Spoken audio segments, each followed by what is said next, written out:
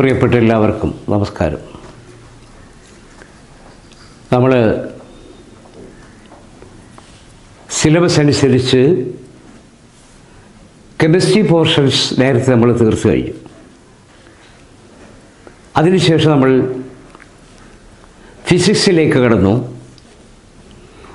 അതിൽ പ്രകാശം, താപം, ശബ്ദം, ബലം, ചലനം എന്നീ പോർഷൻസുകൾ നമ്മൾ ഫിനിഷ് ചെയ്തിരിക്കുകയാണ്. ഫിസിക്സിൻ്റെ അവസാനത്തെ പോർഷനാണ് ഊർജം. ഈ ഊർജത്തിൽ ഉൾപ്പെടുന്ന ഒരു പ്രധാന ഭാഗമാണ് വൈദ്യുതി. വൈദ്യുതി ഊർജമാണ്. പ്രകാശം ഊർജമാണ്, ശബ്ദം ഊർജമാണ്, താപം ഊർജമാണ്, ബലം ഊർജമാണ്, മോഷൻ ഊർജമാണ്. അതേ വിഭാഗത്തിൽ വരുന്ന മറ്റൊരു ഊർജ രൂപമാണ് വൈദ്യുതി.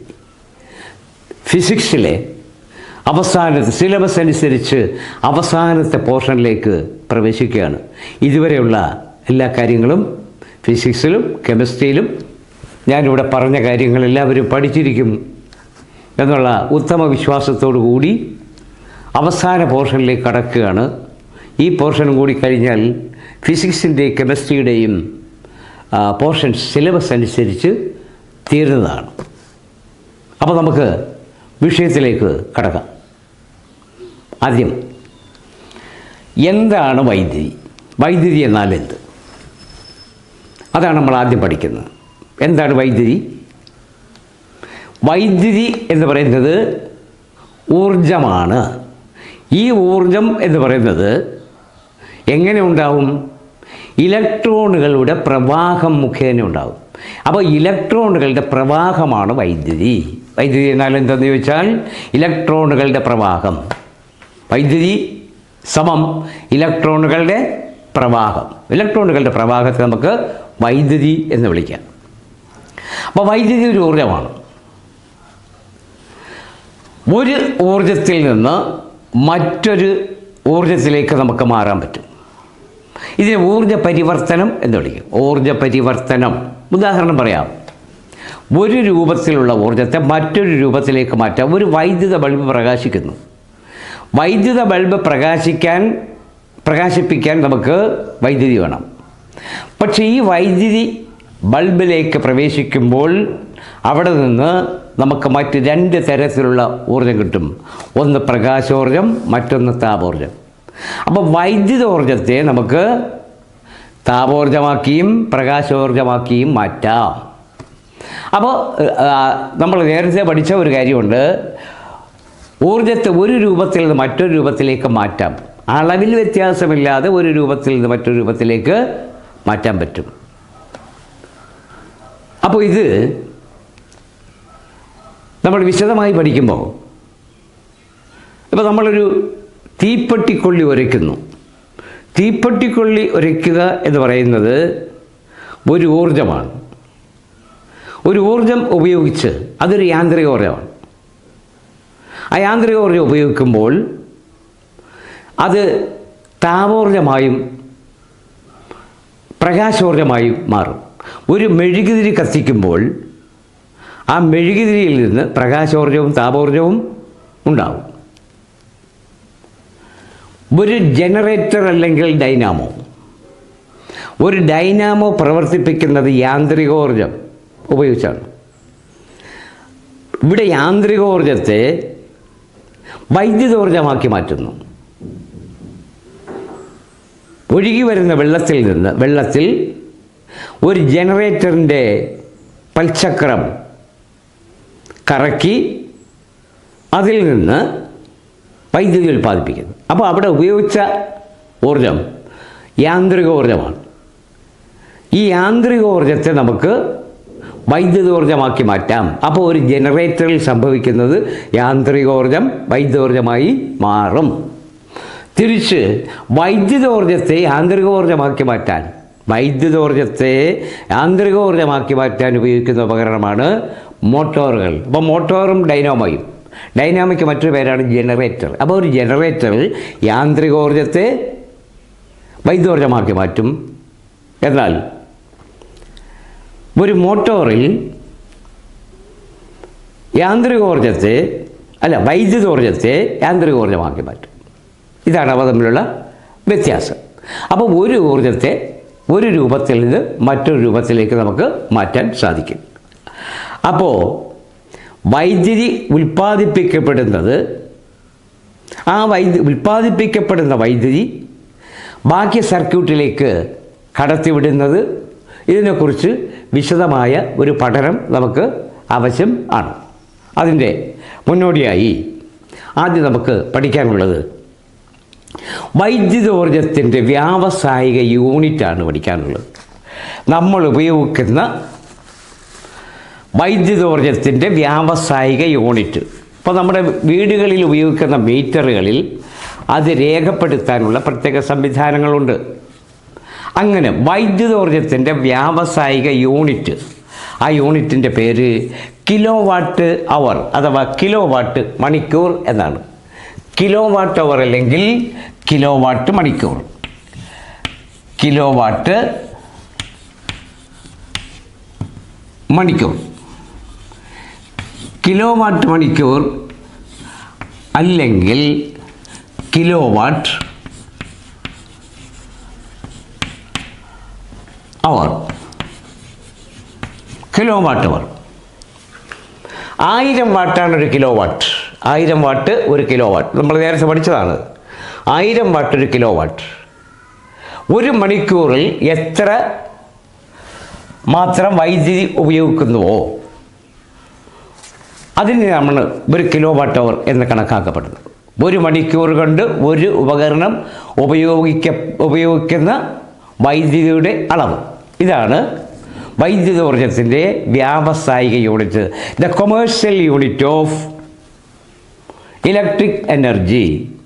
Commercial unit of electric energy എന്ന് പറയുന്നത് കിലോ വാട്ട് മണിക്കൂർ, KWH. കിലോ വാട്ട് മണിക്കൂർ KWH എന്ന് വിളിക്കും. കിലോ വാട്ട് അവർ. ഈ കിലോ വാട്ട് അവർ എന്ന യൂണിറ്റ് ഉപയോഗിച്ച് നമ്മൾ എത്രമാത്രം വൈദ്യുതി ഉപയോഗിച്ചു എന്ന് കണക്കാക്കപ്പെടും. ഇതിനുപയോഗിക്കുന്ന അഥവാ ഉപയോഗിച്ച വൈദ്യുതിയുടെ അളവ് രേഖപ്പെടുത്താൻ ഉപയോഗിക്കുന്ന ഉപകരണം ഏത്? ഉപയോഗിച്ച വൈദ്യുതോർജ്ജത്തിൻ്റെ അളവ്. നമ്മൾ ഒരു ദിവസം അല്ലെങ്കിൽ ഒരു മാസം ഉപയോഗിക്കുന്ന വൈദ്യുതിയുടെ അളവ് രേഖപ്പെടുത്താൻ ഉപയോഗിക്കുന്ന ഉപകരണമാണ് watt hour meter. Watt hour meter. Watt hour meter. Watt hour meter. Watt hour meter. ഇതാണ് നമ്മൾ സാധാരണ നമ്മുടെ വീടുകളിൽ ഇലക്ട്രിസിറ്റി ബോർഡുകാർ കൊണ്ട് സ്ഥാപിച്ചിട്ടുള്ള മീറ്റർ എന്ന് നമ്മൾ പറയുന്നത്. യഥാർത്ഥത്തിൽ ഇതിൻ്റെ പേര് വാട്ട് അവർ മീറ്ററാണ്. ഈ വാട്ട് അവർ മീറ്ററിൻ്റെ റീഡിംഗ് നോക്കി നമ്മളൊരു മാസം ഉപയോഗിക്കുന്ന വൈദ്യുതോർജ്ജം എത്രയാണെന്ന് മനസ്സിലാക്കാവുന്നതാണ്. അപ്പോൾ വൈദ്യുതോർജ്ജത്തിൻ്റെ വ്യാവസായിക യൂണിറ്റ് എന്ന് ചോദിച്ചാൽ കിലോ വാട്ട് അവറാണ്. ഉപയോഗിച്ച വൈദ്യുതിയുടെ അളവ് രേഖപ്പെടുത്താൻ ഉപയോഗിക്കുന്ന ഉപകരണം വാട്ട് അവർ മീറ്ററുമാണ്. ഇനി മറ്റൊരു കാര്യം, വൈദ്യുത പ്രവാഹ തീവ്രതയുടെ യൂണിറ്റ്. വൈദ്യുത പ്രവാഹ തീവ്രതയുടെ unit the intensity of current. അതിൻ്റെ unit of intensity of current എന്ന് ചോദിച്ചാൽ അത് ആംപെയറാണ്. ഈ ആംപെയർ ഒരു സെക്കൻഡിൽ ഒരു കൂളോം. വൈദ്യുത ചാർജിൻ്റെ യൂണിറ്റാണ് കൂളോം. വൈദ്യുത ചാർജിൻ്റെ യൂണിറ്റ് കൂളോം. വൈദ്യുതപ്രവാഹ തീവ്രതയുടെ യൂണിറ്റ് ആംപെയർ. വൈദ്യുതപ്രവാഹ തീവ്രതയുടെ യൂണിറ്റ് ആംപെയർ. അതുപോലെ വൈദ്യുത ചാർജിൻ്റെ യൂണിറ്റ് കൂളോം. ഒരു സെക്കൻഡ് സമയം കൊണ്ട് എത്ര കൂളോം വൈദ്യുതി പ്രവഹിക്കുന്നുവോ അതിനെയാണ് നമ്മൾ ഒരു ആംപെയർ എന്ന് പറയുന്നത്. അപ്പോൾ വൈദ്യുതോർജ്ജത്തിൻ്റെ അല്ലെങ്കിൽ വൈദ്യുതിയുടെ ഇൻറ്റൻസിറ്റി, തീവ്രത അളക്കാൻ ഉപയോഗിക്കുന്ന യൂണിറ്റിൻ്റെ പേര് ആംപെയർ എന്നാണ്. ഈ ആംപെയർ എന്ന് പേരിട്ടത് കണ്ടുപിടിച്ച ആന്ദ്രേ മറി ആംബെയർ. ആന്ദ്രേ മറി ആംബെയർ. ആന്ദ്രേ മറി ആംബെയർ. ഈ ശാസ്ത്രജ്ഞൻ്റെ പേര് ഓർമ്മിപ്പിക്കത്തക്ക രീതിയിലാണ് വൈദ്യുതപ്രവാഹ തീവ്രതയുടെ യൂണിറ്റ് ആംബെയർ എന്ന് കൊടുത്തിരിക്കുന്നത്. അപ്പോൾ വൈദ്യുതപ്രവാഹ തീവ്രതയുടെ യൂണിറ്റ് ആംബെയറാണ്. വൈദ്യുതോർജത്തിൻ്റെ യൂണിറ്റ് കൂളോം ആണ്. കൂളോം. കൂളോം. കൂളോം.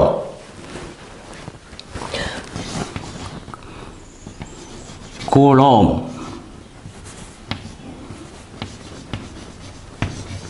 കൂളോം. അപ്പോൾ യൂണിറ്റ് ഓർമ്മിക്കണം. വൈദ്യുത ചാർജിൻ്റെ യൂണിറ്റ് കൂളോം. വൈദ്യുതപ്രവാഹ തീവ്രതയുടെ യൂണിറ്റ് ആംബെയർ. ആന്ദ്രേ മറി ആംബെയറാണിത് കണ്ടുപിടിച്ചത്. വൈദ്യുത പ്രതിരോധത്തിൻ്റെ യൂണിറ്റ് ഓമാണ്. വൈദ്യുത പ്രതിരോധത്തിൻ്റെ യൂണിറ്റ് ഓം. ഓം കണ്ടുപിടിച്ചത് ജോർജ് സൈമൺ ഓം. അദ്ദേഹത്തിൻ്റെ പേരിൻ്റെ ഓർമ്മയ്ക്ക് വേണ്ടിയാണ് ഓം എന്ന് വൈദ്യുത പ്രതിരോധത്തിൻ്റെ യൂണിറ്റിന് പേര് കൊടുത്തത്. അപ്പോൾ ജോർജ് സൈമൺ ഓം. ജോർജ് സൈമൺ ഓം ആണ് വൈദ്യുത പ്രതിരോധത്തിൻ്റെ യൂണിറ്റ് കണ്ടുപിടിച്ചത്. അതുകൊണ്ട് വൈദ്യുത പ്രതിരോധത്തിൻ്റെ യൂണിറ്റ് ഓം ആയി കണക്കാക്കപ്പെടുന്നു. ഇനി ഒരു സെക്കൻഡിൽ പ്രവഹിക്കുന്ന വൈദ്യുത ചാർജിൻ്റെ അളവാണ് ഒരു സെക്കൻഡിൽ പ്രവഹിക്കുന്ന വൈദ്യുത ചാർജിൻ്റെ ആകെ അളവിനെ പറയുന്ന പേരെന്ത് എന്ന് ചോദിച്ചാൽ അതാണ് വൈദ്യുത പ്രവാഹ തീവ്രത. ഒരു സെക്കൻഡിൽ പ്രവഹിക്കുന്ന ഒരു സർക്യൂട്ടിൽ കൂടി, ഒരു വൈദ്യുത കമ്പിയിൽ കൂടി ഒരു സെക്കൻഡിൽ പ്രവഹിക്കുന്ന വൈദ്യുതിയുടെ അളവ് എത്ര എന്ന് ചോദിച്ചാൽ അതാണ് എത്ര എന്നല്ല, അളവ് എന്ത് എന്ന് ചോദിച്ചാൽ അതാണ് വൈദ്യുത പ്രവാഹ തീവ്രത. അപ്പോൾ വൈദ്യുത പ്രവാഹ തീവ്രത എന്ന് പറഞ്ഞ അർത്ഥം ഒരു സെക്കൻഡിൽ പ്രവഹിക്കുന്ന വൈദ്യുതിയാണ് വൈദ്യുത പ്രവാഹ തീവ്രത എന്ന് പറയുന്നത്. ഇതിൻ്റെ യൂണിറ്റ് ആംബെയറാണ്. യൂണിറ്റുകൾ പ്രത്യേകമായി ഓർമ്മയിരിക്കണം. ഇനി നമുക്ക് മറ്റു കാര്യം പറയാം. പുനഃസ്ഥാപിക്കാൻ കഴിയുന്ന ഊർജവും പുനഃസ്ഥാപിക്കാൻ കഴിയാത്ത ഊർജവുമുണ്ട്. ഉദാഹരണം, പുനഃസ്ഥാപിക്കാൻ കഴിയാത്ത ഊർജം ഏതാണെന്ന് ചോദിച്ചാൽ അത് ന്യൂക്ലിയർ എനർജിയാണ്. ന്യൂക്ലിയർ ഊർജം. പുനഃസ്ഥാപിക്കാൻ കഴിയാത്ത റിന്യൂവബിൾ എന്ന് നമ്മൾ പറയും.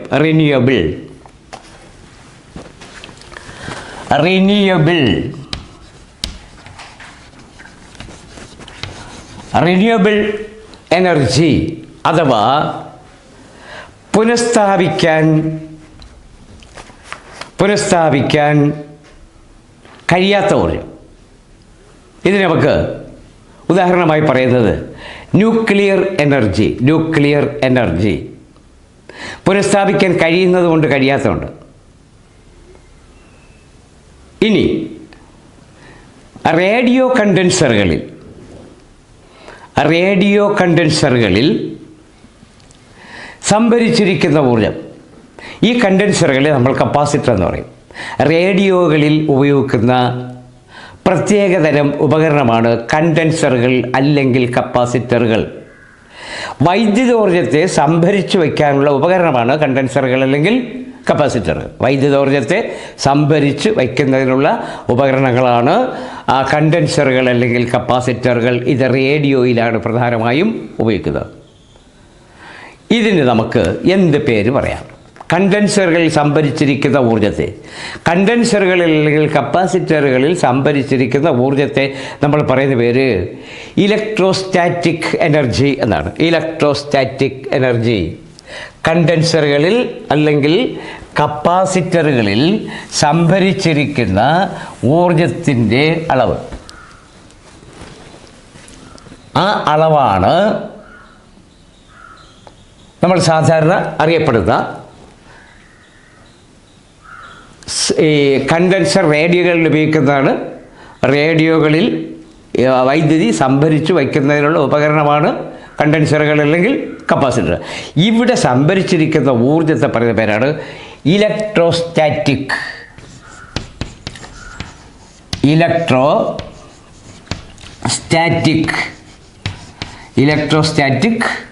എനർജി. ഇലക്ട്രോസ്റ്റാറ്റിക് എനർജി കണ്ടൻസറുകളിൽ സംഭരിച്ചിരിക്കുന്ന ഊർജ്ജത്തെ അറിയപ്പെടുന്നത് ഏത് പേരിലെന്ന് ചോദിച്ചാൽ അത് ഇലക്ട്രോസ്റ്റാറ്റിക് എനർജി എന്ന പേരിൽ അറിയപ്പെടും. മറ്റൊരു കാര്യം, രാജീവ് ഗാന്ധി അക്ഷയ ഊർജ്ജ ദിനമായി ആചരിക്കുന്ന ദിവസം ഏത്? രാജീവ് ഗാന്ധി അക്ഷയ ഊർജ്ജ ദിനം. രാജീവ് ഗാന്ധി അക്ഷയ ഊർജ ദിനമായി ആചരിക്കുന്ന ദിവസം ഏത് എന്ന് ചോദിച്ചാൽ ഓർമ്മ വെച്ചേക്കണം, ഓഗസ്റ്റ് 20. ഓഗസ്റ്റ് 20 രാജീവ് ഗാന്ധി അക്ഷയ ദിനമായി ആചരിക്കുന്ന ദിവസം August 20.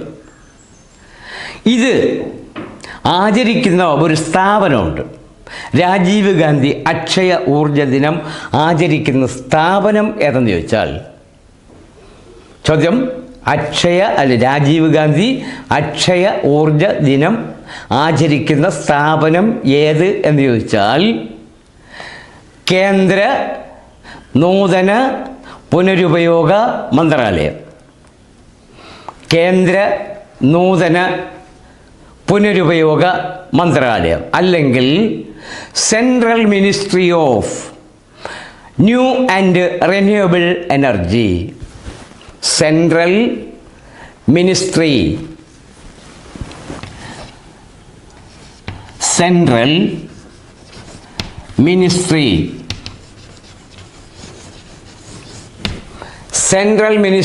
Of new and renewable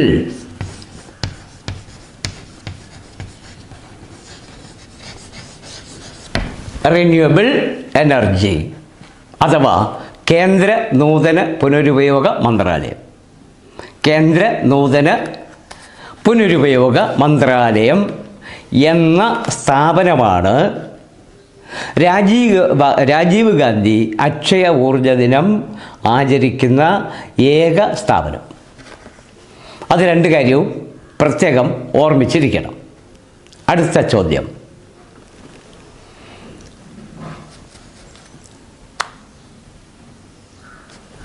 അടുത്ത ഒരു ചോദ്യം പറയുന്നത്, ഇലക്ട്രിക് ഇസ്തിരിയുടെ താപനചാലകം നിർമ്മിച്ചിരിക്കുന്ന ലോകം ഏത്?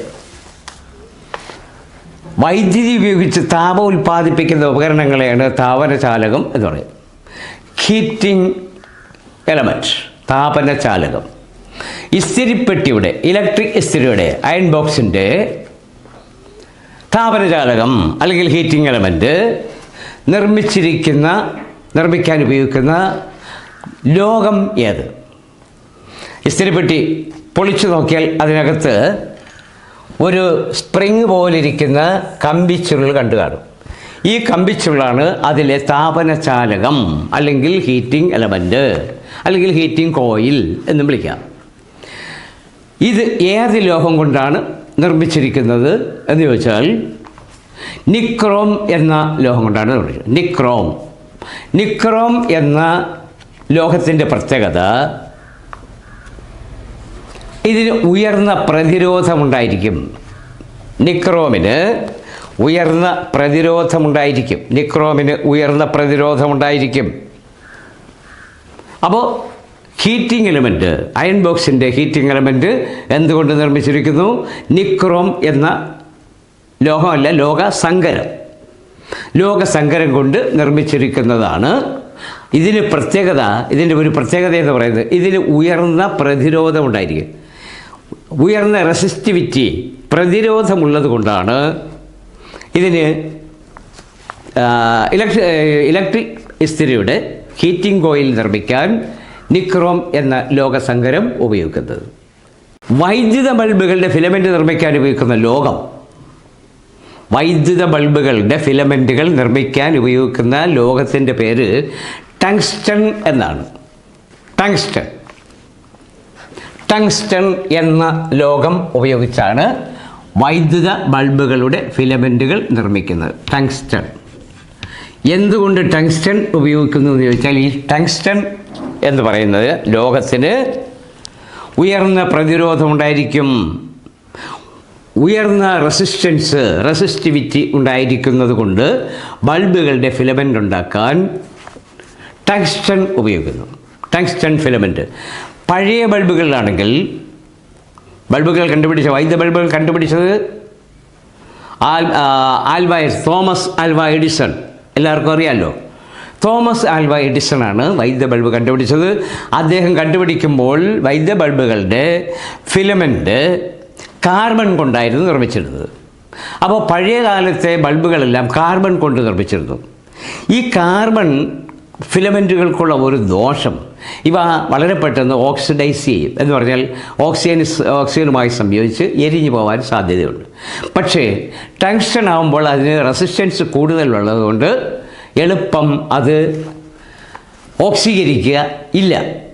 ഉയർന്ന പ്രതിരോധമുള്ളത് കൊണ്ട് ഇവ വൈദ്യുത ബൾബുകൾ നിർമ്മിക്കാൻ ഉപയോഗിക്കുന്നു. അപ്പോൾ ടങ്സ്റ്റണാണ് വൈദ്യുത ബൾബുകൾ നിർമ്മിക്കാൻ ഉപയോഗിക്കുന്നത്. അടുത്ത ചോദ്യം, വൈദ്യുതി ആദ്യമായി ഉൽപ്പാദിപ്പിച്ച ശാസ്ത്രജ്ഞൻ ആര് എന്ന് ചോദിച്ചാൽ, ആദ്യമായി വൈദ്യുതി ഉൽപ്പാദിപ്പിച്ച ശാസ്ത്രജ്ഞൻ ആരാണെന്ന് ചോദിച്ചാൽ അലക്സാൻഡ്രോ വോൾട്ട. അലക്സാൻഡ്രോ വോൾട്ട എന്ന ശാസ്ത്രജ്ഞനായിരുന്നു ആദ്യമായി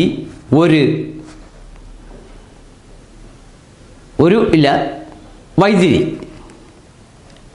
ഉൽപ്പാദിപ്പിച്ചത്. അദ്ദേഹം വൈദ്യുതി ഉൽപ്പാദിപ്പിക്കാൻ ഉപയോഗിച്ച ഉപകരണത്തിൻ്റെ പേരാണ് അലക്സാൻഡ്രോ വോൾട്ട ഉൽപ്പാദിപ്പിച്ച വൈദ്യുത ഉപകരണത്തിൻ്റെ പേരാണ്. എന്ന് പറഞ്ഞാൽ വൈദ്യുതി ഉൽപ്പാദിപ്പിക്കാൻ ഉപയോഗിച്ച ഒരു സജ്ജീകരണം, അതിൻ്റെ പേരാണ് വോൾട്ടാ സെൽ.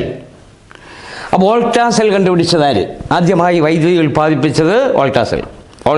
അലക്സാൻഡ്രോ വോൾട്ട. അലക്സാൻഡ്രോ വോൾട്ട കണ്ടുപിടിച്ചതാണ് വോൾട്ടാ സെൽ, വോൾട്ടായിക് സെൽ.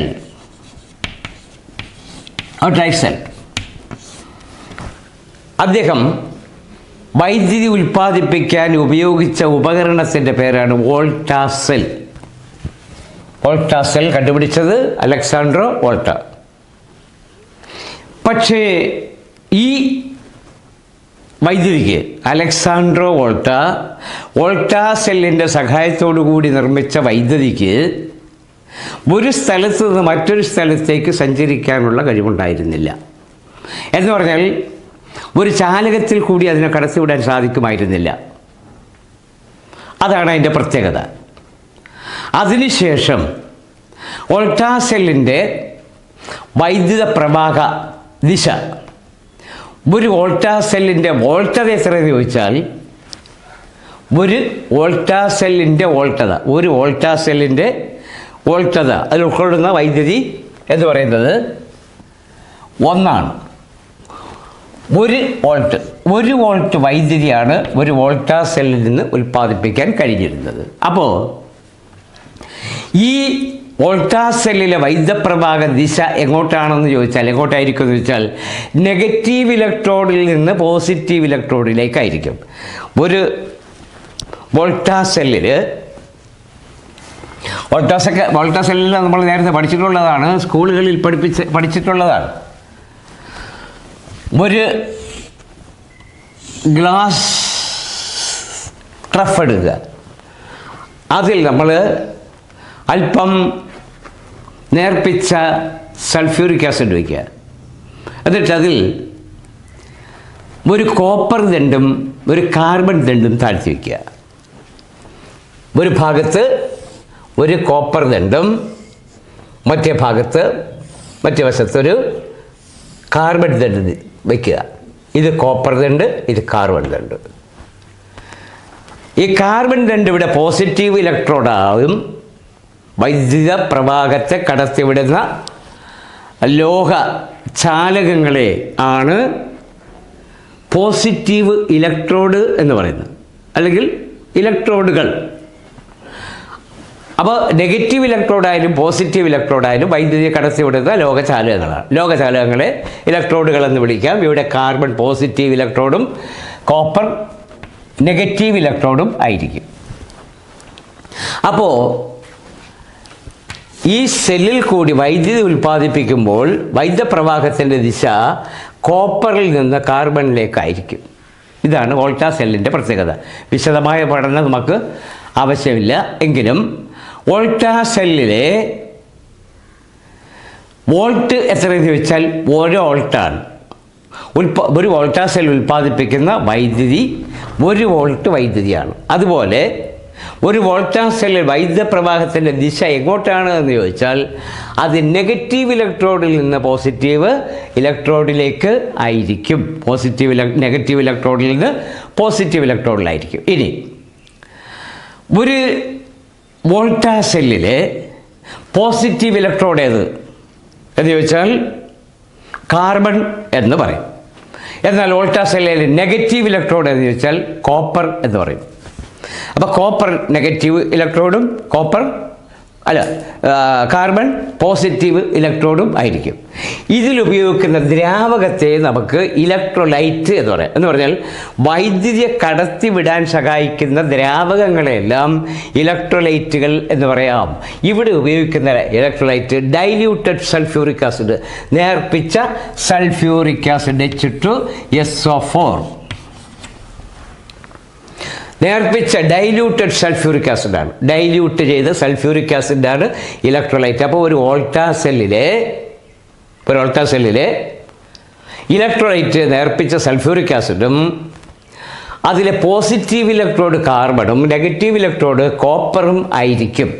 ഇത്രയും പദാർത്ഥങ്ങൾ ഉപയോഗിച്ചാണ് ആദ്യമായ അലക്സാൻഡ്രോ വോൾട്ടായിക് സെൽ എന്ന സെല്ലിൽ വൈദ്യുതി ഉൽപ്പാദിപ്പിക്കുന്ന ഉപകരണം. ഒരു വോൾട്ടാ സെല്ലിലെ മോഡിഫൈ ചെയ്ത പരിഷ്കരിച്ച രൂപമാണ് ലെക്ലാൻഷേ സെൽ. ലെക്ലാൻഷേ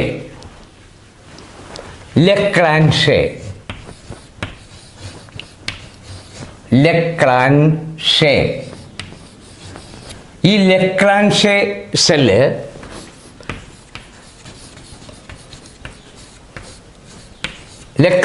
സെല്ല് കണ്ടുപിടിച്ചത് ജോർജ് ലെക്ലാൻഷേ.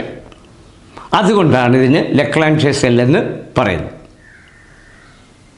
ഇതിലും നേരത്തെ പറഞ്ഞതുപോലെയാണ് ഇലക്ട്രോഡുകളും ഇലക്ട്രോലൈറ്റുകളും. ഇലക്ട്രോഡുകൾ പോസിറ്റീവ് ഇലക്ട്രോഡ് കാർബൺ ദണ്ട്, നെഗറ്റീവ് ഇലക്ട്രോഡ് സിങ്ക് ദണ്ട്. ഇതിൽ സെങ്കാണ് ഉപയോഗിക്കുന്നത്. സിങ്ക് ദണ്ടും കാർബൺ ദണ്ടും. ഇനി മറ്റു കാര്യം, ഈ കോപ്പർ ദണ്ടിന് പകരം സിങ്ക് ദണ്ടും ഉപയോഗിക്കാം. സിങ്ക് നെഗറ്റീവ് ഇലക്ട്രോഡായി സിങ്ക് ഉപയോഗിക്കാം. കോപ്പർ അല്ലെങ്കിൽ സിങ്കും ഉപയോഗിക്കാവുന്നതാണ്. ഈ ലെക്ലാൻഷേ സെല്ല് പരിഷ്കരിച്ചാണ് നമ്മൾ ഇപ്പോൾ ഉപയോഗിക്കുന്ന സെല്ലുകൾ, വൈദ്യുത സെല്ലുകൾ. ഈ വൈദ്യുത സെല്ലുകളെ നമ്മൾ ബാറ്ററികളെന്ന് വിളിക്കും. പക്ഷേ ഒറ്റയ്ക്കൊറ്റയ്ക്കായിരിക്കുമ്പോൾ അവയെ സെല്ലുകളെന്നേ പറയൂ. അതൊരു സർക്യൂട്ടിലാവുമ്പോഴാണ് അതിനെ ബാറ്ററി എന്ന് പറയുന്നത്. അപ്പോൾ നമ്മൾ ഇന്ന് ഉപയോഗിക്കുന്ന ബാറ്ററി എന്ന് പറയുന്നത് യഥാർത്ഥത്തിൽ ഡ്രൈ സെല്ലുകളാണ്. Dry cell. ഈ ഡ്രൈ സെല്ലിൽ ചില മാറ്റങ്ങൾ വരുത്തിയിട്ടുണ്ട്. ഒന്നാമത്തെ കാര്യം, അതിലുള്ള പ്രധാനമായ മാറ്റം ഒന്ന്, ഡ്രൈ സെല്ലിലെ ഇലക്ട്രോലൈറ്റ് അമോണിയം ക്ലോറൈഡ് പേസ്റ്റാണ്. ലെക്ലാൻഷേ സെല്ലിലെ ഇലക്ട്രോലൈറ്റും അമോണിയം ക്ലോറൈഡാണ്. പക്ഷേ അത് അമോണിയം ക്ലോറൈഡ് ലായനി, ആ ലായനിയെ പരിഷ്കരിച്ച് നമ്മൾ അമോണിയം ക്ലോറൈഡ് പേസ്റ്റാക്കും. ഡ്രൈ സെല്ലിലെ പ്രധാനപ്പെട്ട ഇലക്ട്രോലൈറ്റ് അമോണിയം ക്ലോറൈഡ് പേസ്റ്റാണ്, കുഴമ്പ് രൂപത്തിലുള്ള അമോണിയം ക്ലോറൈഡ്. ഇനി അതിലെ ഇലക്ട്രോഡുകൾ എന്ന് പറയുന്നത് സിങ്ക് വെസലാണ്, അല്ലെങ്കിൽ സിങ്ക് കൊണ്ടുള്ള പാത്രം സിങ്കാണ്. അപ്പോൾ ഈ പാത്രം തന്നെ നെഗറ്റീവ് ഇലക്ട്രോഡായി പ്രവർത്തിക്കും. മറ്റൊന്ന് കാർബൺ ദണ്ഡാണ്. പഴയ ബാറ്ററികൾ പൊട്ടിച്ച് നോക്കിയാൽ അതിൻ്റെ മധ്യത്ത് എന്നുണ്ടായിരിക്കും കറുത്ത ഒരു ദണ്ട് താഴ്ത്തി വച്ചിരിക്കും.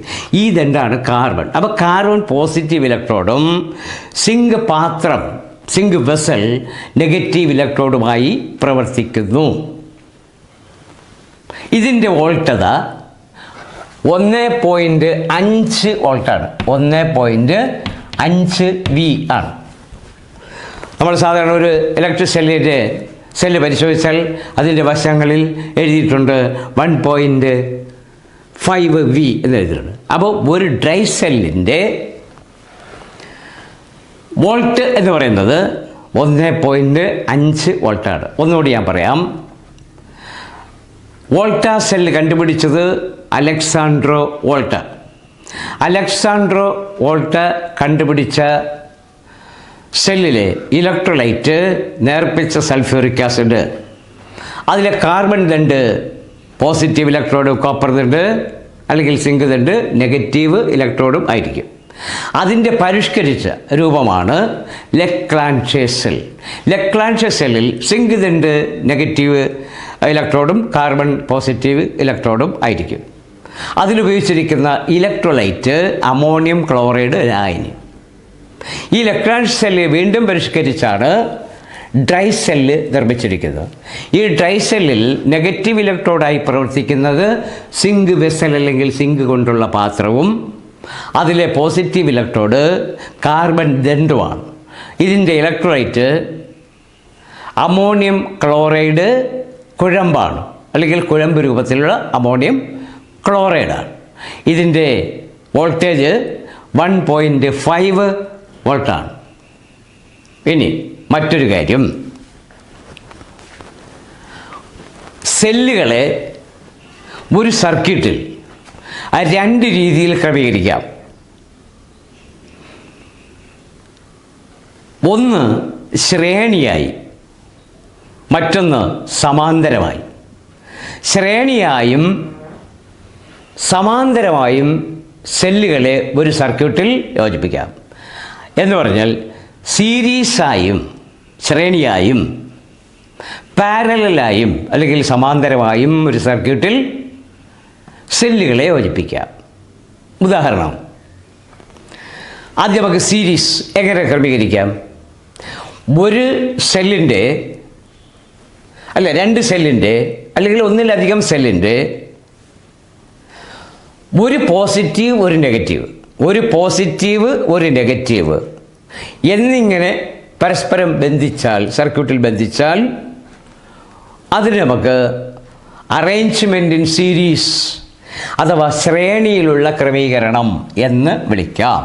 അറേഞ്ച്മെൻ്റ് ഇൻ സീരീസ് അല്ലെങ്കിൽ ശ്രേണിയിലുള്ള ക്രമീകരണം എന്ന് പറയാം. രണ്ടാമത്തേത്,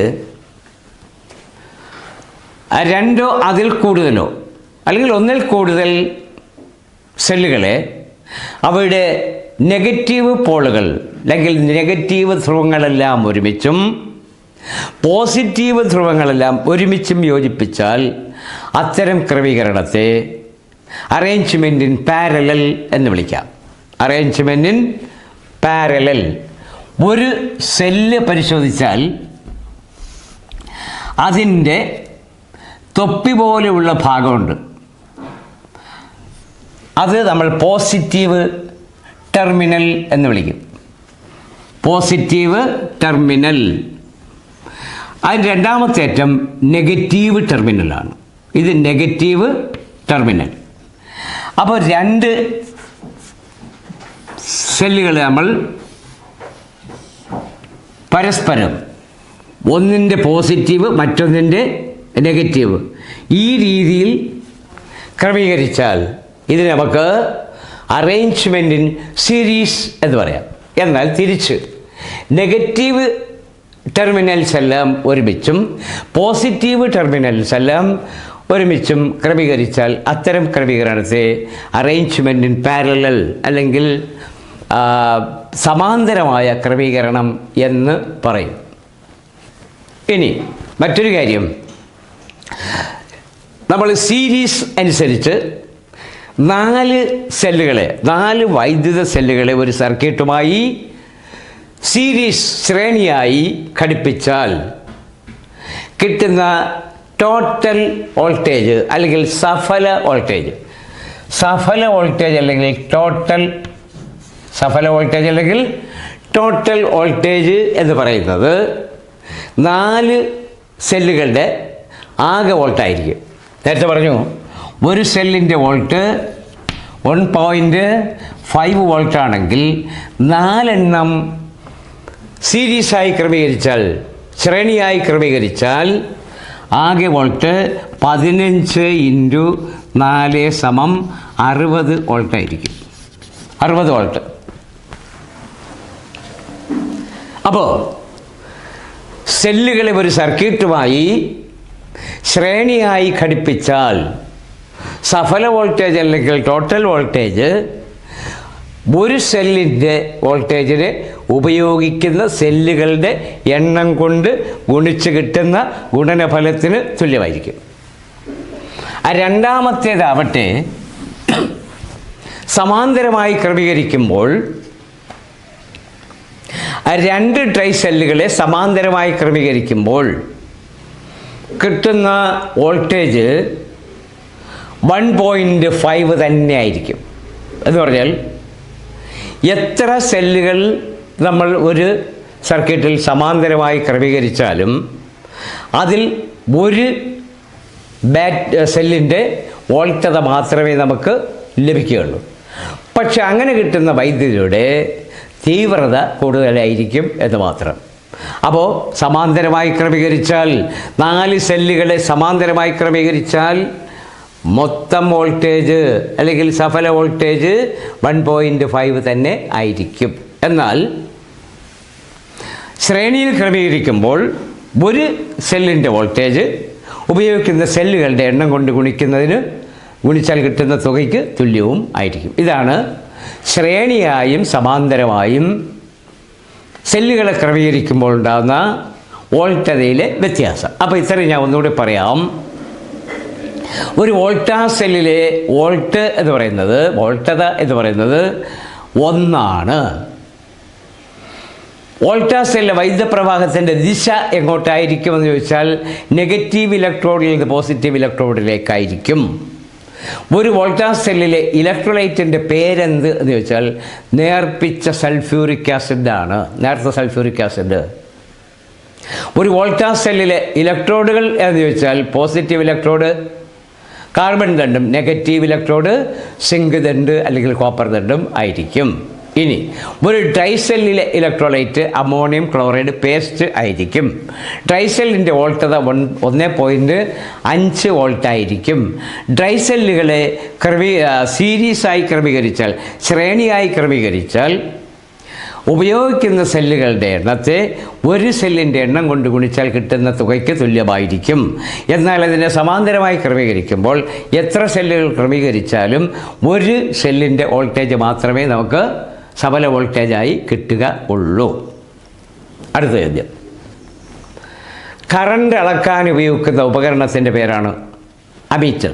കറണ്ട് എന്ന് പറഞ്ഞാൽ വൈദ്യുതപ്രവാഹം അളക്കുന്നത്, വൈദ്യുതപ്രവാഹമാണ്. വൈദ്യുതപ്രവാഹം അളക്കുന്നതിന് ഉപയോഗിക്കുന്ന ഉപകരണത്തിൻ്റെ പേരാണ് അമീറ്റർ. വൈദ്യുതപ്രവാഹം അളക്കാൻ ഉപയോഗിക്കുന്ന ഉപകരണത്തിൻ്റെ പേരാണ് അമീറ്റർ. എന്നാൽ ഒരു ഉപകരണത്തിലെ വോൾട്ടത അളക്കാൻ ഉപയോഗിക്കുന്ന ഉപകരണം, കറണ്ട് അളക്കാൻ ഉപയോഗിക്കുന്ന ഉപകരണം അമീറ്റർ എങ്കിൽ വോൾട്ടത അളക്കാൻ ഉപയോഗിക്കുന്ന ഉപകരണം വോൾട്ട് മീറ്ററാണ്. വോൾട്ടത അളക്കാൻ ഉപയോഗിക്കുന്ന ഉപകരണം വോൾട്ട് മീറ്റർ.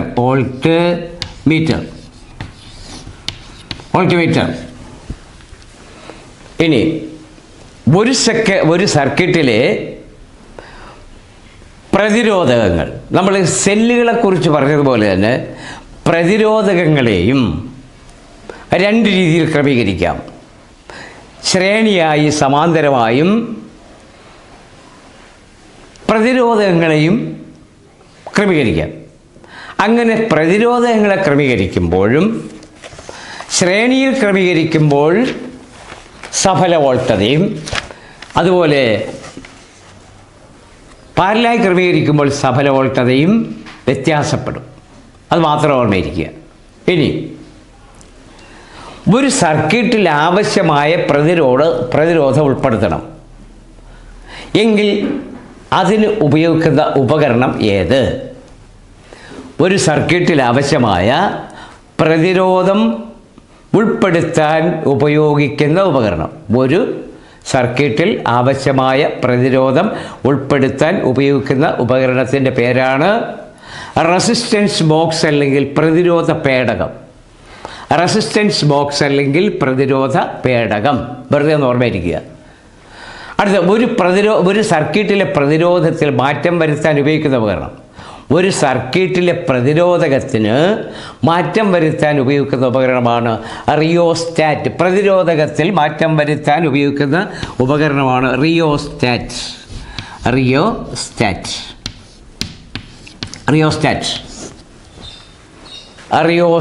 എന്ന് പറയുന്നത് പ്രതിരോധകത്തിൽ മാറ്റം വരുത്താൻ ഉപയോഗിക്കുന്ന ഉപകരണമാണ്. ഊർജവുമായി ബന്ധപ്പെട്ടതാണിത്. അതുകൊണ്ട് ആണ് എല്ലാം പറയുന്നത്. അബ്സല്യൂട്ട് സീറോ എന്ന് നമ്മൾ കേട്ട് കാണും. Absolute zero -273 absolute zero. ഇത് സാധാരണ 0 ഡിഗ്രി സെൽഷ്യസിനേക്കാൾ താഴ്ന്ന ഊഷ്മാവാണെന്നും നമ്മൾ പഠിച്ചിട്ടുണ്ട്. അപ്പോൾ ലോഹങ്ങളെ അബ്സല്യൂട്ട് സീറോ വരെ തണുപ്പിച്ചാൽ അവയുടെ പ്രതിരോധം പൂർണ്ണമായും നഷ്ടപ്പെടും. അബ്സല്യൂട്ട് സീറോ വരെ ഒരു ലോഹത്തെ തണുപ്പിച്ചാൽ അവയുടെ പ്രതിരോധം നഷ്ടപ്പെട്ടു പോകും എന്ന് ആദ്യമായി കണ്ടെത്തിയ ശാസ്ത്രജ്ഞൻ ആര്? ഉത്തരം കാമർലിംഗ് ഓൺസ്. കാമർലിംഗ് ഓൺസ് എന്ന ശാസ്ത്രജ്ഞൻ. ഓൺസ് 1911 ഡച്ച് ശാസ്ത്രജ്ഞനായ കാമർലിംഗ് ഓൺസ് എന്ന ശാസ്ത്രജ്ഞനാണ് ലോഹങ്ങളെ അബ്സല്യൂട്ട് സീറോ വരെ തണുപ്പിച്ചാൽ അവയുടെ പ്രതിരോധം നഷ്ടപ്പെട്ടു പോവും എന്ന് കണ്ടുപിടിച്ചത്. അങ്ങനെയാണെങ്കിൽ അബ്സല്യൂട്ട് സീറോയിൽ ലോഹങ്ങൾ അതിചാലകത്വം പ്രദർശിപ്പിക്കുന്നു. അങ്ങനെ അതിചാലകത്വം പ്രദർശിപ്പിക്കുന്ന ലോഹങ്ങൾ ഏതൊക്കെയെന്ന് ചോദിച്ചാൽ പ്രധാനമായും ടിൻ, ലെഡ്, മെർക്കുറി എന്നിവ അതിചാലകത്വം പ്രദർശിപ്പിക്കുന്ന ലോഹങ്ങളാണ്. അപ്പോൾ ചോദ്യം, അതിചാലകത്വം അബ്സല്യൂട്ട് സീറോയിൽ അതിചാലകത്വം പ്രദർശിപ്പിക്കുന്ന ലോഹങ്ങൾ പ്രധാനമായും ടിൻ, ലെഡ്, മെർക്കുറി എന്നിവ അബ്സല്യൂട്ട് സീറോ വരെ തണുപ്പിച്ചാൽ അവ അതിചാലകത്വം പ്രദർശിപ്പിക്കും. അടുത്ത ഒരു ചോദ്യം, താപോർജ്ജത്തെ നേരിട്ട് വൈദ്യുതോർജ്ജമാക്കി മാറ്റാൻ കഴിവുള്ള ഉപകരണം. താപോർജ്ജത്തെ നേരിട്ട് വൈദ്യുതോർജ്ജമാക്കാം. ഈ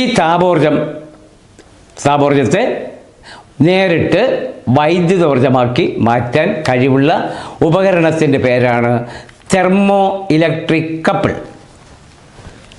തെർമോ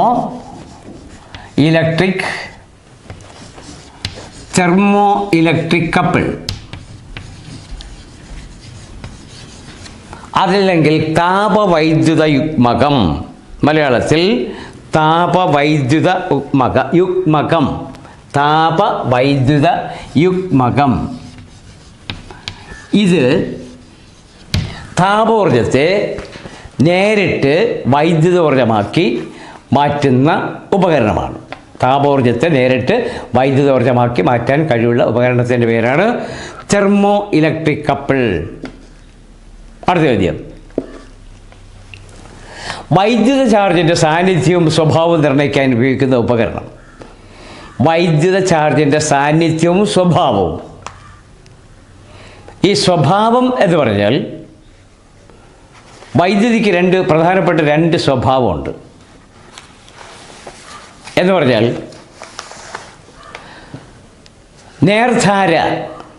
നേർധാര അല്ലെങ്കിൽ ഡയറക്റ്റ് കറണ്ട്. രണ്ടാമത്തേത് പ്രത്യാവർത്തിധാര അല്ലെങ്കിൽ ഇൻഡയറക്റ്റ് കറണ്ട്. ഇവിടെ നമ്മൾ പറയുന്നത് വൈദ്യുത ചാർജിൻ്റെ സാന്നിധ്യവും സ്വഭാവവും. വൈദ്യുത ചാർജിൻ്റെ സാന്നിധ്യവും സ്വഭാവവും നിർണ്ണയിക്കാൻ ഉപയോഗിക്കുന്ന ഉപകരണം. വൈദ്യുത ചാർജിൻ്റെ സാന്നിധ്യം മാത്രം മനസ്സിലാക്കാൻ ഉപയോഗിക്കുന്ന ഉപകരണം ഗാൽവനോസ്കോപ്പാണ്.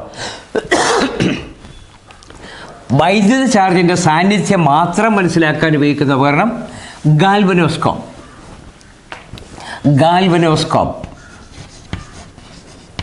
ഗാൽവനോസ്കോപ്പ്. ഇത് വൈദ്യുത ചാർജിൻ്റെ സാന്നിധ്യം മാത്രം മനസ്സിലാക്കാൻ ഉപയോഗിക്കുന്ന ഉപകരണം. വൈദ്യുത ചാർജിൻ്റെ സാന്നിധ്യവും ദിശയും പ്രദർശിപ്പിക്കാൻ അല്ലെങ്കിൽ സാന്നിധ്യവും ദിശയും മനസ്സിലാക്കാൻ ഉപയോഗിക്കുന്ന ഉപകരണത്തിൻ്റെ പേരാണ്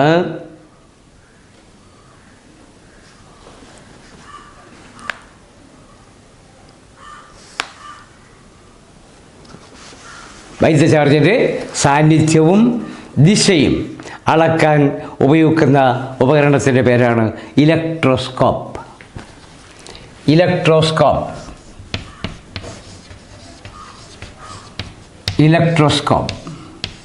അപ്പോൾ ഓർമ്മയിരിക്കണം, ഇലക്ട്രോസ്കോപ്പ്, ഗാൽവനോസ്കോപ്പ്. വൈദ്യുതപ്രവാഹത്തിൻ്റെ സാന്നിധ്യം മനസ്സിലായി. ഏറ്റവും ചെറിയ വൈദ്യുതപ്രവാഹത്തിൻ്റെ പോലും സാന്നിധ്യം മനസ്സിലാക്കാൻ ഉപയോഗിക്കുന്ന ഉപകരണമാണ് ഗാൽവനോസ്കോപ്പ്. പക്ഷേ ഇലക്ട്രോസ്കോപ്പ് എന്ന് പറയുന്നത് വൈദ്യുതപ്രവാഹത്തിൻ്റെ സാന്നിധ്യവും ദിശയും സ്വഭാവവും, വൈദ്യുതപ്രവാഹത്തിൻ്റെ സാന്നിധ്യവും അതോടൊപ്പം തന്നെ അതിൻ്റെ സ്വഭാവവും മനസ്സിലാക്കാൻ ഉപയോഗിക്കുന്ന ഉപകരണമാണ് ഇലക്ട്രോസ്കോപ്പ്. ഈ സ്വഭാവം എന്ന് പറയുന്നത് ഡയറക്റ്റ് കറണ്ടുണ്ട്, ഇൻഡയറക്റ്റ് കറണ്ടുണ്ട്. നേർധാര വൈദ്യുതിയും പ്രത്യാവർത്തിധാര വൈദ്യുതി എന്ന് പറഞ്ഞാൽ ഒരേ ദിശയിൽ മാത്രം പ്രവഹിക്കുന്ന വൈദ്യുതിയാണ് ഡയറക്റ്റ് കറണ്ട് അല്ലെങ്കിൽ നേർധാര വൈദ്യുതി. ഒരേ ദിശയിൽ മാത്രം പ്രവഹിക്കുന്ന വൈദ്യുതിയാണ് നേർധാര വൈദ്യുതി. ഉദാഹരണം, ഒരു ഡ്രൈ സെല്ലിൽ നിന്ന് കിട്ടുന്ന വൈദ്യുതി നേർധാര വൈദ്യുതിയാണ്. അത് ഒരേ ദിശയിൽ മാത്രം പ്രവർത്തിക്കുന്ന വൈദ്യുതി. എന്നാൽ ഇടവേളകളിൽ ആവർത്തിച്ച് ഉണ്ടാകുന്ന വൈദ്യുതപ്രവാഹത്തെയാണ് ഇൻഡയറക്റ്റ് കറണ്ട് അഥവാ പ്രത്യാവർത്തിധാര വൈദ്യുതി എന്ന് പറയുന്നു. മറ്റൊരു കാര്യം,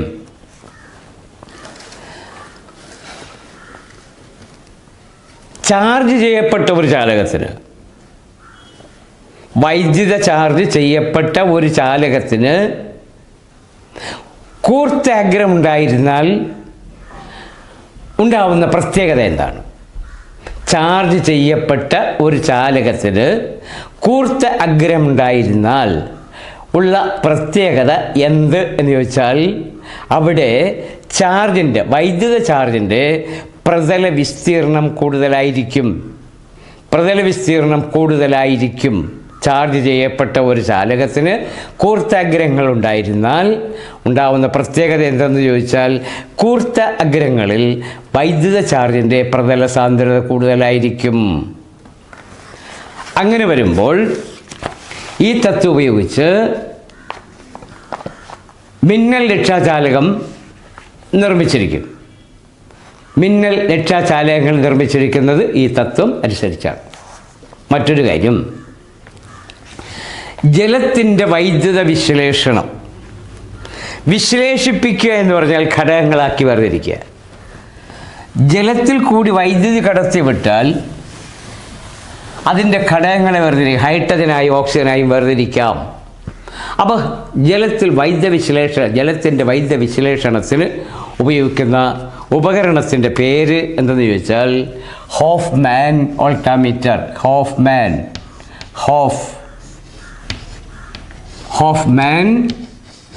ഓൾട്ടാമീറ്റർ.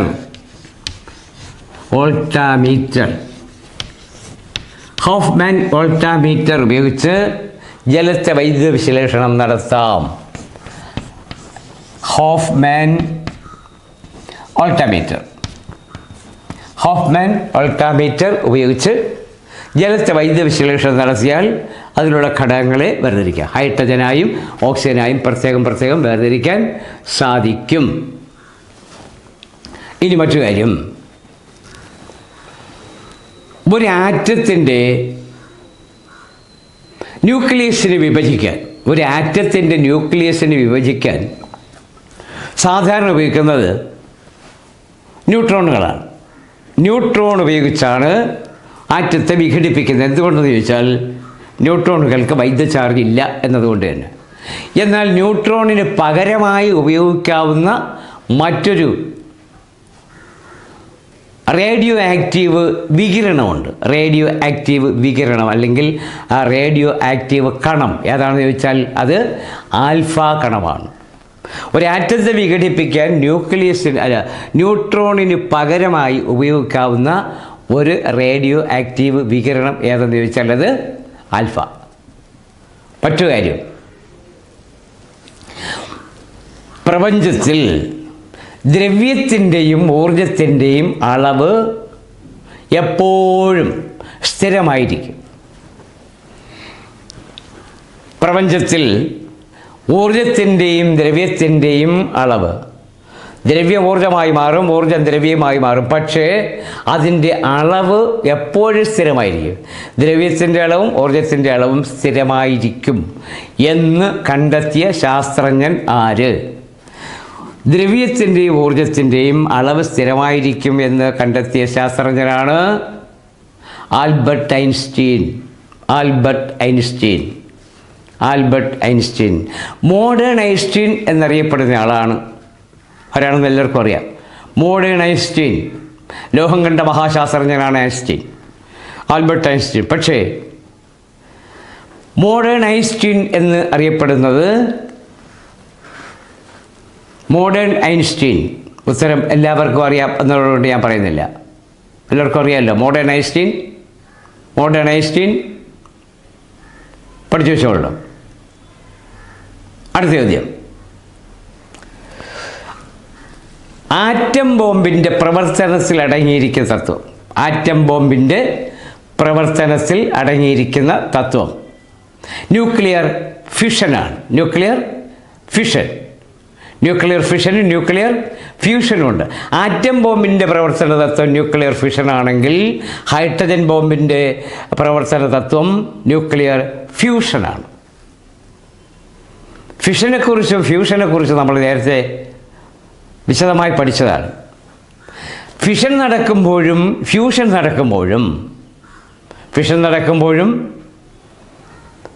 നടക്കുമ്പോഴും വളരെ കൂടുതൽ അളവിൽ ഊർജം ഉൽപ്പാദിപ്പിക്കപ്പെടുന്നു എന്നതാണ് ഇവയുടെ പ്രവർത്തന തത്വത്തിലെ പ്രത്യേകത.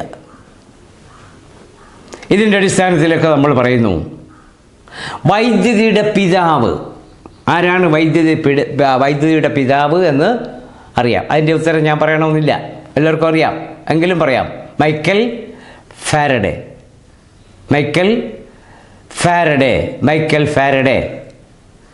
ഇതിനിടയ്ക്ക് പറയാത്ത ഒരു ചോദ്യമുണ്ട്, അത് പറയണമെന്നില്ല, എല്ലാവർക്കും അറിയാമല്ലോ. അറിഞ്ഞില്ലെങ്കിൽ പറയാം. Stephen Hawking. മോഡേൺ ഐൻസ്റ്റീൻ എന്നറിയപ്പെടുന്ന ശാസ്ത്രജ്ഞൻ സ്റ്റീഫൻ ഹോക്കിംഗ്. അതുപോലെ വൈദ്യുതിയുടെ പിതാവ് എന്നറിയപ്പെടുന്നത് മൈക്കൽ ഫാരഡേ. എന്തുകൊണ്ടാണ് അദ്ദേഹത്തെ ഏത് കണ്ടുപിടുത്ത മുഖേനയാണ് അദ്ദേഹത്തിന് വൈദ്യുതിയുടെ പിതാവ് എന്ന് അംഗീകരിക്കപ്പെട്ടതെന്ന് ചോദിച്ചാൽ, ഡൈനാമോ അല്ലെങ്കിൽ ജനറേറ്ററുകളുടെ പ്രവർത്തനം ഡൈനാമോ കണ്ടുപിടിച്ചത് മൈക്കൽ ഫാരഡേയാണ്. ഡൈനാമോ അല്ലെങ്കിൽ ജനറേറ്റർ കണ്ടുപിടിച്ചത് മൈക്കൽ ഫാരഡേയാണ്. വൈദ്യുതി വൻതോതിൽ ഉൽപ്പാദിപ്പിക്കാൻ ജനറേറ്റർ ഉപയോഗിക്കാം എന്ന് അദ്ദേഹം കണ്ടുപിടിച്ചു.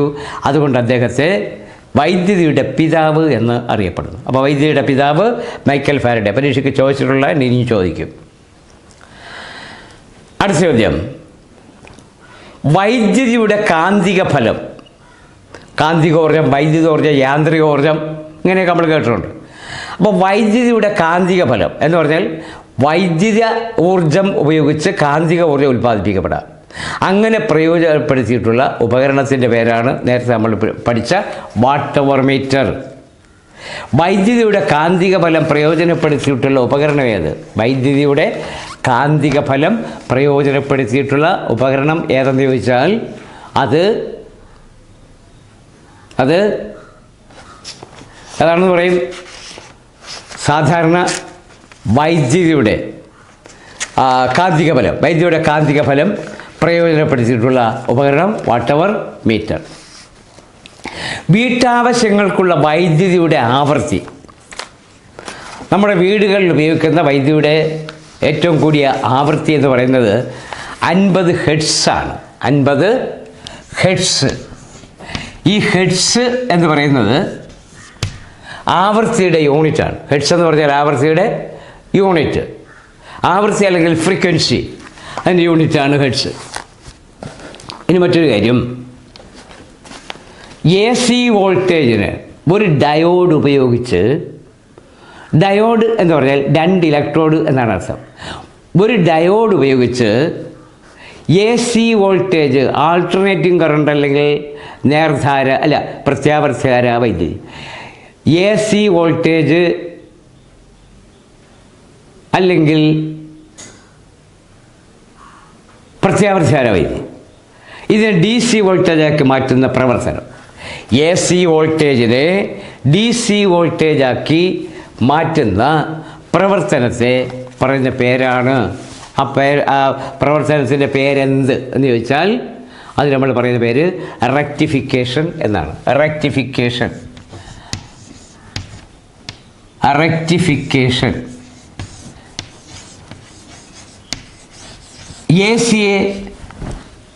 AC വോൾട്ടേജിന്, AC അല്ല, AC വോൾട്ടേജിന് DC വോൾട്ടേജാക്കി മാറ്റാൻ ഉപയോഗിക്കുന്ന ഉപകരണത്തെ മാറ്റുന്ന പ്രവർത്തനത്തെ പറയുന്ന പേരാണ് റെക്ടിഫിക്കേഷൻ. AC വോൾട്ടേജിന് DC വോൾട്ടേജാക്കി എന്ന് പറഞ്ഞാൽ ആൾട്ടർനേറ്റിംഗ് കറണ്ടിനെ ഡയറക്റ്റ് കറണ്ടാക്കി മാറ്റാൻ, പ്രത്യാവർത്തിധാര വൈദ്യുതിയെ നേർധാര വൈദ്യുതിയാക്കി മാറ്റുന്ന പ്രവർത്തനത്തിൻ്റെ പേരാണ് റെക്ടിഫിക്കേഷൻ. മറ്റു കാര്യം, ഒരു ജനറേറ്റർ ഉപയോഗിച്ചാണ് വൈദ്യുതി ഉൽപ്പാദിപ്പിക്കുന്നത് നമ്മൾ പഠിച്ചു. ഒരു ജനറേറ്ററിന് പ്രധാനമായി 2 ഭാഗങ്ങളുണ്ട്. അതിൽ ഒന്ന് സ്ഥിരമായി എപ്പോഴും കറങ്ങിക്കൊണ്ടിരിക്കുന്ന ഭാഗത്തെ, ഒരു ജനറേറ്ററിൽ എപ്പോഴും കറങ്ങിക്കൊണ്ടിരിക്കുന്ന ഭാഗത്തെ റോട്ടോർ എന്നും, റോട്ടോർ ഒരു ജനറേറ്ററിൽ സ്ഥിരമായി കറങ്ങിക്കൊണ്ടിരിക്കുന്ന ഭാഗത്തെ റോട്ടോർ എന്നും, എന്നാൽ നിശ്ചലമായിരിക്കുന്ന ഭാഗത്തെ സ്റ്റേറ്റർ എന്നും പറയും. സ്റ്റേറ്റർ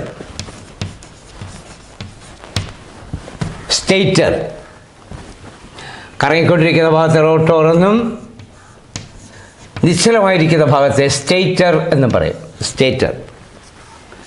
അപ്പോൾ അത് ഓർമ്മയിരിക്കണം. ഇനി ഒരു ഡൈനാമോയിൽ നിന്ന് കിട്ടുന്ന വൈദ്യുതിയുടെ സ്വഭാവം, ഒരു ഡൈനാമോയിൽ നിന്ന് കിട്ടുന്ന വൈദ്യുതിയുടെ സ്വഭാവം ഏത് എന്ന് ചോദിച്ചാൽ അത് സ്പന്ദന സ്വഭാവമായിരിക്കും. സ്പന്ദന സ്വഭാവത്തിലുള്ള വൈദ്യുതിയാണ് ഒരു ഡൈനാമോയിൽ നിന്ന് കിട്ടുന്ന വൈദ്യുതി. പിന്നെ മറ്റു പ്രധാനപ്പെട്ട ചോദ്യം കേട്ടോളണം. ഇന്ത്യയിലെ ഏറ്റവും വലിയ വൈദ്യുത ഉൽപ്പാദന കമ്പനി, ഇന്ത്യയിലെ ഏറ്റവും വലിയ വൈദ്യുത ഉൽപ്പാദന കമ്പനി ഏതെന്ന് ചോദിച്ചാൽ national hydro electric power corporation. ഇന്ത്യയിലെ ഏറ്റവും വലിയ വൈദ്യുത ഉൽപ്പാദന കമ്പനി. ഇത് പൊതുമേഖലാ സ്ഥാപനം അല്ല. അതിൻ്റെ പേര് national hydro electric power corporation. ഇതാണ് ഇന്ത്യയിലെ ഏറ്റവും വലിയ വൈദ്യുത ഉൽപ്പാദന കമ്പനി. മറ്റൊരു ചോദ്യം, ഈ വോൾട്ടേജ്, കുറഞ്ഞ വോൾട്ടേജിനെ കൂട്ടാനോ കൂടിപ്പോയ വോൾട്ടേജിനെ കുറയ്ക്കാനോ ഉപയോഗിക്കുന്ന ഉപകരണങ്ങളാണ് ട്രാൻസ്ഫോമറുകൾ. അപ്പോൾ വോൾട്ടേജ് കുറയ്ക്കാനോ കൂട്ടാനോ ഉപയോഗിക്കുന്ന ഉപകരണം ഏതെന്ന് ചോദിച്ചാൽ അതാണ് ട്രാൻസ്ഫോമർ. വോൾട്ടേജ് കുറയ്ക്കാനോ കൂട്ടാനോ ഉപയോഗിക്കുന്ന ഉപകരണമാണ് ട്രാൻസ്ഫോമർ. ഈ ട്രാൻസ്ഫോമറിൻ്റെ പ്രവർത്തനം എന്ന് ചോദിച്ചാൽ, ഒരു ട്രാൻസ്ഫോമറിൽ ഉപയോഗിച്ചിരിക്കുന്ന പ്രവർത്തന തത്വം വൈദ്യുത കാന്തിക പ്രേരണം, ഇലക്ട്രോമാഗ്നറ്റിക് ഇൻഡക്ഷൻ അഥവാ വൈദ്യുത കാന്തിക പ്രേരണം. ഒരു ട്രാൻസ്ഫോമറിൽ ഉപയോഗിച്ചിരിക്കുന്ന ഒരു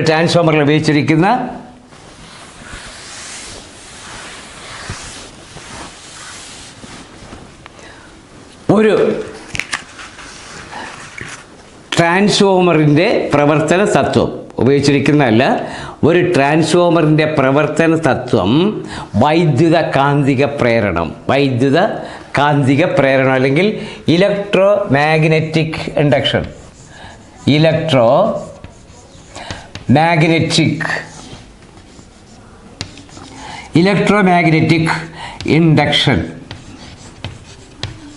വൈദ്യുത കാന്തിക പ്രേരണം എന്ന് പറഞ്ഞാൽ അർത്ഥം, ഒരു ട്രാൻസ്ഫോമറിൻ്റെ ഒരു ഭാഗത്ത് നിന്ന് മറുഭാഗത്തേക്ക് വൈദ്യുതി പ്രേരണം ചെയ്യിപ്പിക്കപ്പെടുക എന്ന് പറഞ്ഞാൽ ഒന്നിൽ നിന്ന് മറ്റൊന്നിലേക്ക് പ്രവഹിക്കുക. ഉദാഹരണം, രണ്ട് കാന്തദണ്ഡുകൾ പരസ്പരം അടുത്ത് വച്ചിരുന്നാൽ, രണ്ട് കാന്തദണ്ഡുകളല്ല, ഒരു കാന്തദണ്ഡും ഒരു പച്ചിരുമ്പ് ദണ്ഡും, ഇത് എ എന്ന് പറയുന്നത് കാന്തവും ബി എന്ന് പറയുന്നത് പച്ചിരുമ്പും ആണെങ്കിൽ ഇവ തമ്മിൽ പരസ്പര സമ്പർക്കത്തിലായിരുന്നാൽ എ എന്ന കാന്തത്തിൽ നിന്ന് ബി എന്ന പച്ചിരുമ്പിലേക്ക് കാന്തം ആകർഷിക്കപ്പെടും. അങ്ങനെ ക്രമേണ ഈ ബി എന്ന പച്ചിരുമ്പ് ഒരു കാന്തമായി തീരും. ഇങ്ങനെ ഉണ്ടാകുന്ന കാന്തത്തെ നമുക്ക് ഇൻഡ്യൂസ്ഡ് മാഗ്നറ്റ് എന്ന് വിളിക്കാം, അഥവാ പ്രേരിത കാന്തം എന്ന് വിളിക്കാം. ഇതുപോലെയാണ് ട്രാൻസ്ഫോമറിന് രണ്ട് ഭുജങ്ങളുണ്ടായിരിക്കും, പ്രൈമറി ആൻഡ് സെക്കൻഡറി. ഈ പ്രൈമറി ഭുജത്തിൽ നമ്മളൊരു വൈദ്യുതി കടത്തിവിട്ടാൽ, വൈദ്യുത പ്രവാഹം ഉണ്ടാക്കിയാൽ, പ്രൈമറിയിൽ പ്രയോഗിക്കുന്ന വൈദ്യുതിയുടെ ചുറ്റുകളിലേക്കാൾ കൂടുതൽ ചുറ്റുകൾ സെക്കൻഡറിയിൽ ഉണ്ടായിരുന്നാൽ സെക്കൻഡറിയിൽ ഉൽപ്പാദിപ്പിക്കപ്പെടുന്ന പ്രേരണം ചെയ്യുന്ന വൈദ്യുതിയുടെ അളവ് ഇതിൽ പ്രയോഗിക്കുന്ന വൈദ്യുതിയുടെ 5 മടങ്ങായിരിക്കും. വിശദമായൊന്നും പറയുന്നുമില്ല. ഇവിടെ നമ്മൾ ഇത് പ്രൈമറിയാണ്, ഇത് സെക്കൻഡറിയാണ്. ഇവിടെ നമ്മൾ 5 വോൾട്ട് വൈദ്യുതിയാണ് പ്രയോഗിക്കുന്നുവെങ്കിൽ ഇവിടെ ചുറ്റുകളുടെ എണ്ണം കൂടുതലായിരുന്നാൽ ഈ 5 വോൾട്ട് വൈദ്യുതിയുടെ 5 മടങ്ങ് എന്ന് പറഞ്ഞാൽ 25 വോൾട്ട് വൈദ്യുതി ഇവിടെ പ്രേരണം ചെയ്യപ്പെടും. ഇതാണ് വൈദ്യുത കാന്തിക പ്രേരണം എന്ന് പറയുന്നത്.